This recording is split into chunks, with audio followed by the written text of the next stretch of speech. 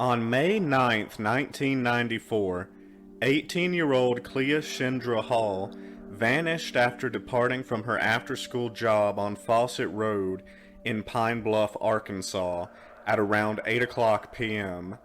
Cleashindra, who was nicknamed Clea, was 2 weeks away from graduation from Watson Chapel High School. She had big plans for her future, with a goal of becoming a pediatrician. She had a summer internship lined up in Boston, and also planned to attend Tennessee State University in the fall, where she had been accepted into the pre-med program. Clea's job after school involved doing clerical work for Dr. Larry Amos, who wrote grants allocating resources for child care facilities out of his home office. Dr. Amos's home was roughly a 10-minute walk from Clea's house. Clea began this job because her friend, who was quitting it, asked her to take her place. Clea jumped at the opportunity because she wanted to make money that she could use for her post-graduation plans. Because Clea was a senior and approaching graduation, she was able to get out of class early, as was the practice at some high schools. On the day of her disappearance, May 9th, after getting out of class at 2:30, Clea's mother, Laurel, picked her up to take her to work, as she was supposed to report to work early that day. When they arrived at Dr. Amos's house, however, they found that no one was there. After waiting for a short while, they resolved to go home. At around 4:45, Mrs. Amos called Clea's mother, saying she was home from work and Clea could come over. Mrs. Amos was a teacher in a neighboring town and had bus duty that day, which is why she was late getting home. Clea's brother had football practice at around 5 o'clock, so Clea's mother was rushing to get her children out of the house. She dropped off Clea's brother as well as Clea, and that was the last time she ever saw her daughter. At around 8 o'clock, Clea called her house, asking her mother and brother if anyone had called the house and left a message for her. Of course, this was 1994, before cell phones were commonly owned, so it wasn't terribly unusual to be expecting someone to leave a message for you on your home answering machine. As such, Clea's mother and brother didn't think much of her question and told her no one had called the house. Clea's mother settled on the couch as the evening grew later, read a book, and dozed off. By 12:45 a.m., Clea's father returned home, and upon discovering that Clea wasn't in her room, asked Laurel if she was still at work. Laurel, upon realizing something was wrong, jumped up to check Clea's room and panicked upon finding it empty. Quickly, Laurel phoned Dr. Amos, who oddly enough picked up on the first ring, even though it was close to 1 in the morning. He said that he'd last seen Clea at 8:30, which he said matched her timesheet, which showed this was indeed the time she had left. Clea would always leave through the garage door, and Dr. Amos said he heard the garage door open and shut. He assumed that her mother had come to pick her up.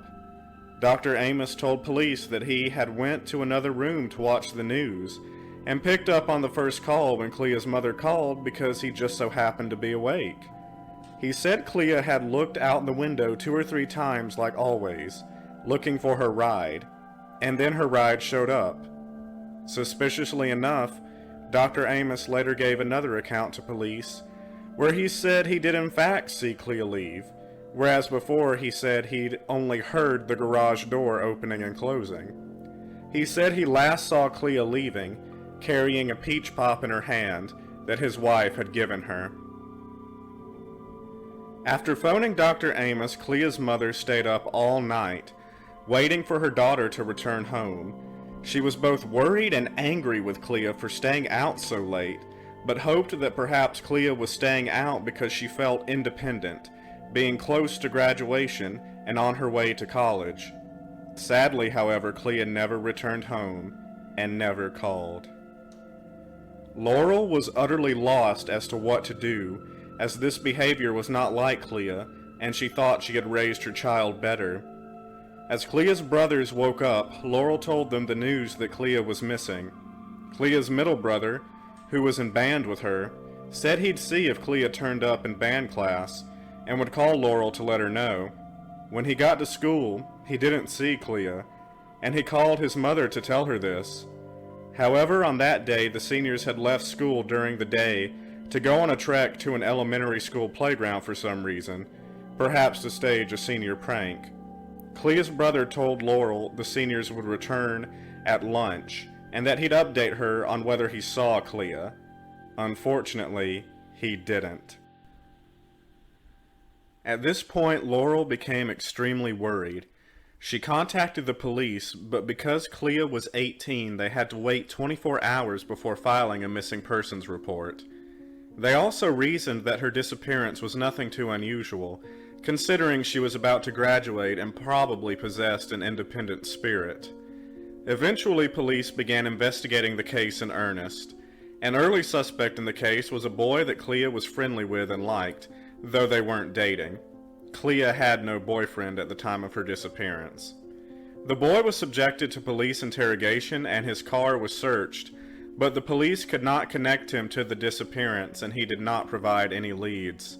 The boy was also subjected to a polygraph test, but the results were inconclusive. The prime suspect in this case is perhaps Dr. Larry Amos himself. Initially, Dr. Amos's house wasn't searched, and he refused to take a polygraph. The police weren't even able to get a statement out of him for 2 weeks, because he'd supposedly left to Texas to pay for furniture for a salon he was opening. However, he didn't return with any furniture, nor was furniture ever dropped off anywhere, and no salon was ever opened.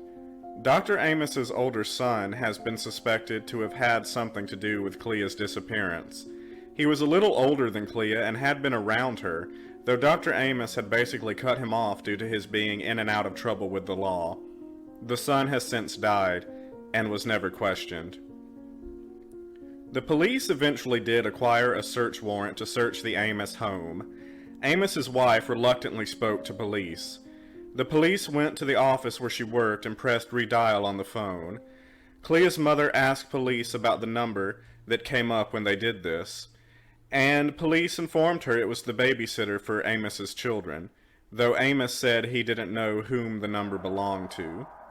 Amos himself wasn't home at the time the police were there, and he became angry at his wife for talking to them and screamed that he didn't want the police around the house ever again.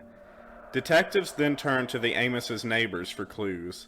One of the neighbors jokingly called Amos a crook, and upon hearing this, Amos filed a complaint. This unfortunately would end up hampering the investigation, as police didn't want any legal trouble from Amos. Around a month after Clea's disappearance, Laurel forged a connection with Amos's first wife through a mutual friend at her church. She met her at a restaurant to ask about Amos and whether he was capable of doing anything criminal. Laurel got her answer when she was alerted that someone was taking photos of them from outside. Amos's first wife explained that she had brought this person along to take pictures as evidence in case something happened to her. She was in the middle of suing Amos for child support, and he threatened to kill her.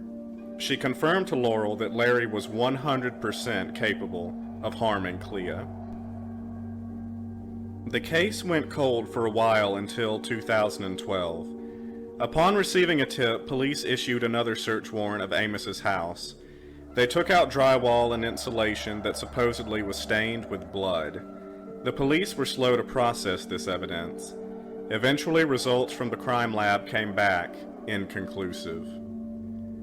To this day, the case of the disappearance of Cleashindra Hall has never been solved.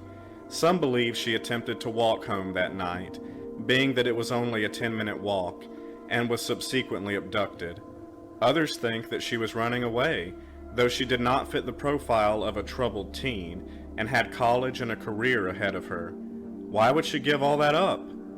If you have any information that might help in this case, please contact the Pine Bluff Police Department, whose contact info is in the description. Thank you guys. Remember to stay safe out there, stay spooky, and remember to not get scared out of sorts.